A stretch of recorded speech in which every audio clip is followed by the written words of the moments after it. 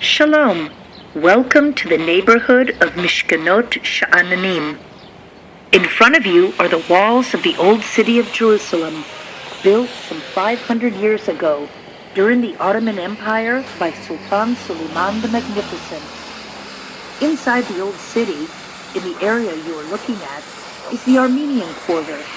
This quarter is one of the old city's four quarters. The Armenians were the first nation to accept Christianity, and their presence in Jerusalem dates back to the 4th century. The distinctive Tower of David on the left is one of Jerusalem's landmarks. Built in the 17th century during the Ottoman period, the Tower of David has no actual connection to King David. Its location throughout history has been of vast strategic importance. It is the tallest tower in the old city, with archaeological remains from the First Temple period. Today, the Tower of David complex is a museum for the history of Jerusalem, exhibiting the 5,000-year-old story of Jerusalem. It has an audiovisual show and temporary exhibitions. Near the Tower of David is Jaffa Gate, the only gate in the walls that faces west. In 1898, in preparation for German Kaiser Wilhelm II's visit, the wall was breached to facilitate his entrance into the old city in a horse-drawn carriage. 20 years later, in World War I, when the British occupied Jerusalem, General Allenby preferred to cross the gate on foot. On the right side of the wall is a gray-roofed church with a bell tower at its side. This is the Dormition Abbey, where, according to Christian tradition, Mary, Jesus' mother, fell into an eternal sleep. The church is built on Mount Zion, a holy place for Judaism, Christianity, and Islam. On Mount Zion, there is a grave attributed to King David, and a room where, according to Christian traditions, the Last Supper was held. The valley beneath us is the valley of Bein Hinnom. During the First Temple period, there were decadent pagan rituals, which the prophets bitterly opposed.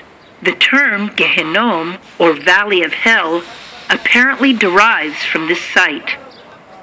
Today, the valley is full of parks and cultural institutions, including Sultan's Pool, Teddy Park with its magnificent fountain, the Cinematheque, and the Jerusalem Music Center.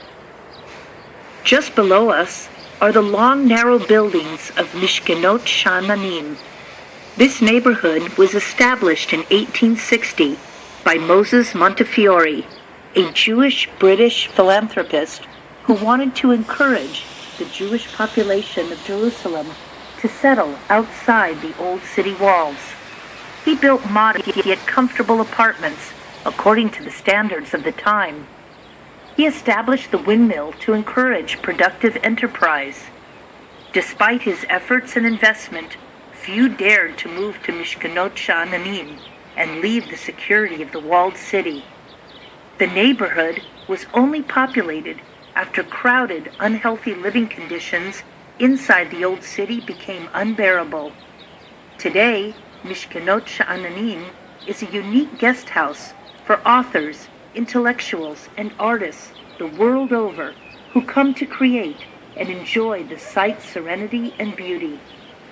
The Montefiore Windmill was restored in 2012 and hosts a small, attractive museum.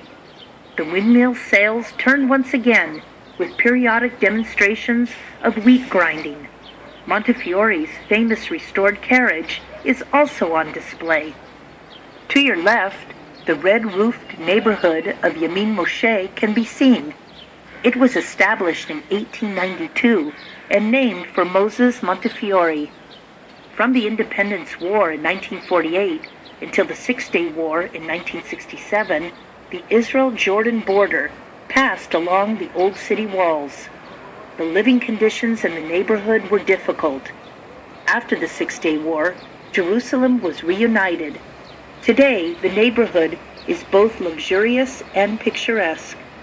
We recommend you walk through the alleys of Yemin Moshe and the surrounding parks of this lovely area.